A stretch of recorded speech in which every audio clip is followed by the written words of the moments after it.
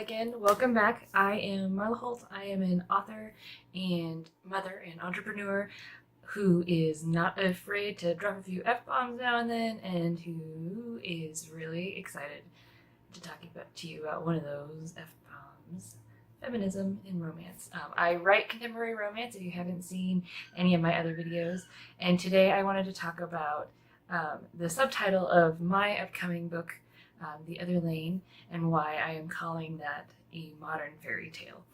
I'm not going to go into particulars of The Other Lane. I don't want to give away anything from the book. I'm just going to be talking about the story structure and why I think The Other Lane follows what I call a modern fairy tale, and why, I think you should read it and find out for yourselves. But I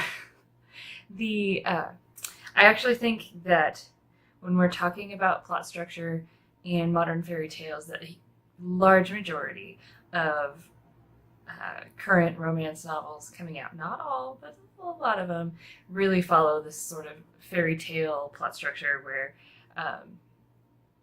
there's struggle in the beginning for the protagonist, and then there's usually a happily ever after. Like, that's the broad spectrum of a fairy tale. But usually, what happens in a fairy tale is, like, there's always a prince character, and somehow the prince ends up saving the heroine, and then that's how they get their happily ever after.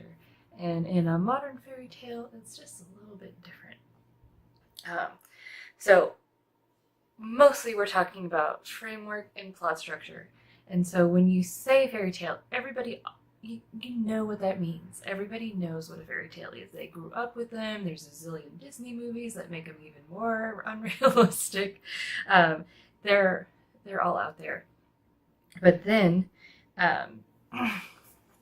so that's why I'm using a modern fairy tale as a way to categorize The Other Lane, because it emphasizes points that people know and understand before they get into the book, because the fairy tale is not all there is to it. And while it is a romance, it's got a few elements that maybe tend a little bit more toward the literary for a lot of the more modern romance crowd.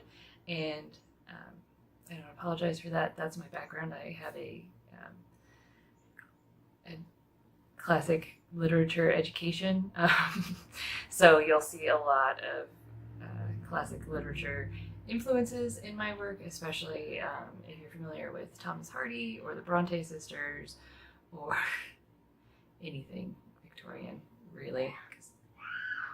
You'll recognize that in The Other Lane, and not in like a Twilight, 50 Shades of Grey thing. Like in 50 Shades of Grey, when she's talking about Tess of the D'Urbervilles, it made my heart hurt. It's like, we're just throwing it out there to sound credible. We've never read Tess of the D'Urbervilles. We don't know what we're talking about. Anyway, yes, I've read 50 Shades of Grey. No, I'm not a fan. We'll get into that some other time about why those books are just fucking awful. For many reasons. Besides the point that, guys, the sex just isn't that hot. Like, really? And, abuse. But anyway, another topic for another day. We're talking about happy, fun fairy tales. Modern fairy tales where the girl is not gaslit the whole time. Can we just say that? Like, seriously, 50 Shades of Grey, she has no agency, right? Okay. Anyway, sorry, that was a tangent. I might edit it out. Maybe not. It's really how I feel. Bye all of the fans that had already, that had stuck around through the first video in the feminism talk. Okay, anyway, so what do we know when we talk about fairy tales? We know that, one, the protagonist is going to be disadvantaged in the beginning. Somehow. It could be economically, it could be physically, there could be societal expectations that are not being met. Some sort of struggle. The protagonist, or heroine for this case, since we are talking about fairy tales of the protagonist is usually a young woman of marriageable age, shall we say. She's going to be disadvantaged in some way. We also know that she is going to encounter a villain at some point early on in the story. Usually that villain also is going to try to manipulate her into doing something that he or she, but usually he, wants for power or some other non-noble reason, hence the villain. We also know that the heroine is going to meet and fall in love with a prince type character. It doesn't necessarily have to be a prince.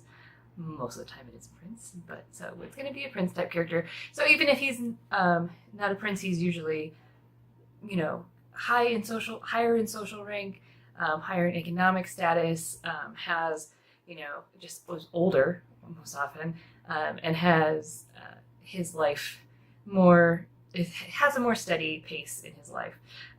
Whether he's about to inherit a kingdom or not is something totally different. In a lot of modern romance novels, this is where like the billionaire comes in. Like he doesn't necessarily rule a physical empire. He rules a monetary empire and has corporations, and so it's the parallels are there. I might not be the biggest fan of billionaire fiction either. That does not mean I don't read them. However, I totally do.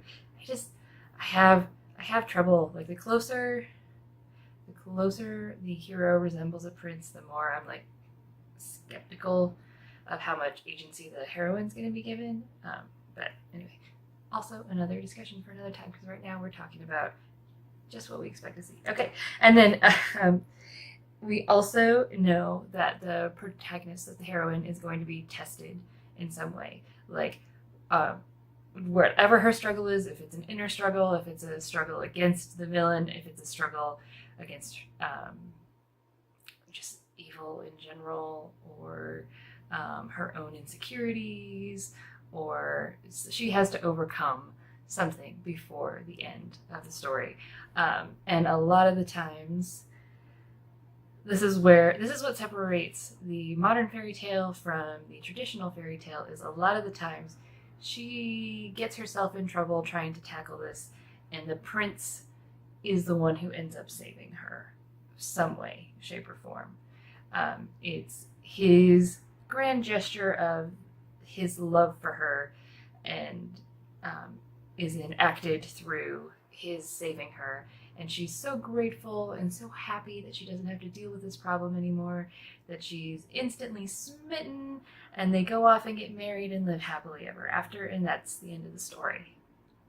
In a modern fairy tale, the prince is there.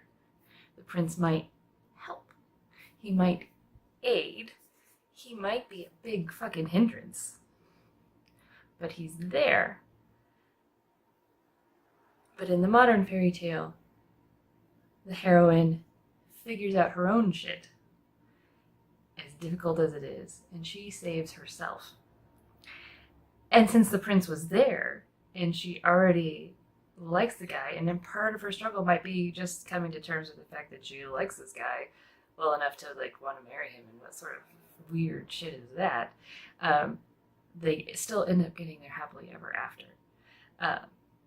which is to say that they enter a long-term relationship. In a modern fairy tale, marriage isn't necessarily the end-all, be-all. That is the difference.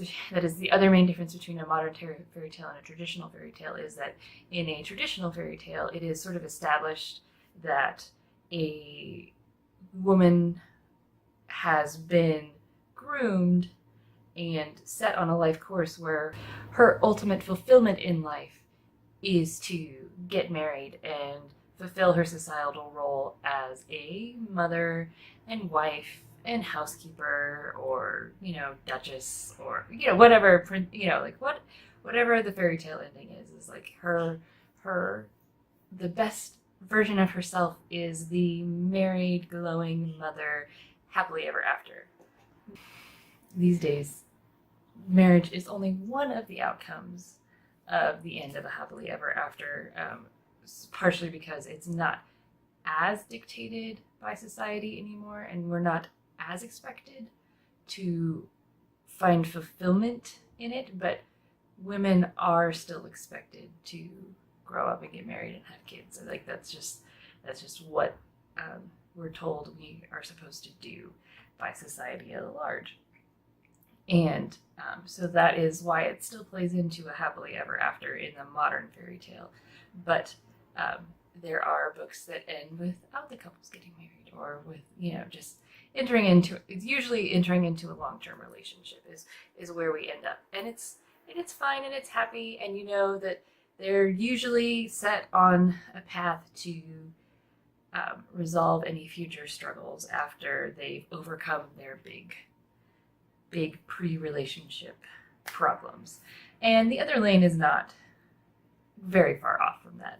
There are some very large problems that the two of them have to overcome. And while the story is mostly from Lane's perspective, Abe does some of his own work.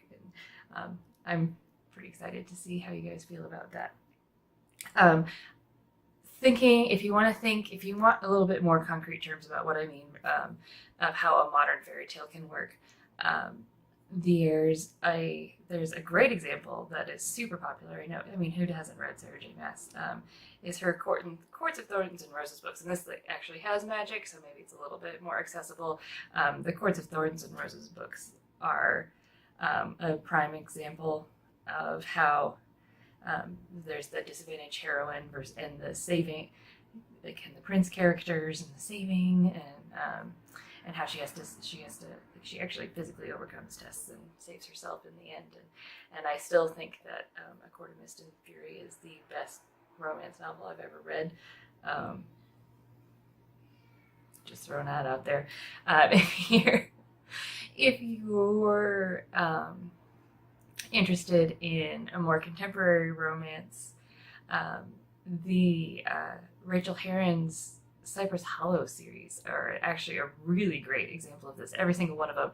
The first one is probably the best for looking at the fairy tale parallel, because it's very, very over the top how the heroine's sort of destiny and fulfillment happens, but it's beautiful, and it's a first novel, and I love it. But all of her books, they have this fairy godmother character, and everybody's looked after, and they're beautiful, and they're also, if you're a fiber artist, they're also centered around knitting and stuff like that, so you can see my sock in the background. So it's totally nerd out culture time for me, and I love Rachel Herron's books. I will read anything she has written ever. So I want to know what your favorite modern fairy tales are, because I go through 2 books a week. So I definitely would, two shorter books a week. I would definitely love to hear what you are reading, so that I can read it too, and maybe we could talk about it. I have this fantasy about starting a virtual book club, and I'd especially love to highlight indie authors. But that's maybe a project for another time, or somewhere down the road once I actually have an audience. But that's where I am, and that's what I want to do. So get back to me. Let me know what your favorite romance and modern fairy tales are, and we will talk again. Next time, it's not going to be so much heavy feminist talk. It's just going to be a little bit of fun. So we'll see you next time.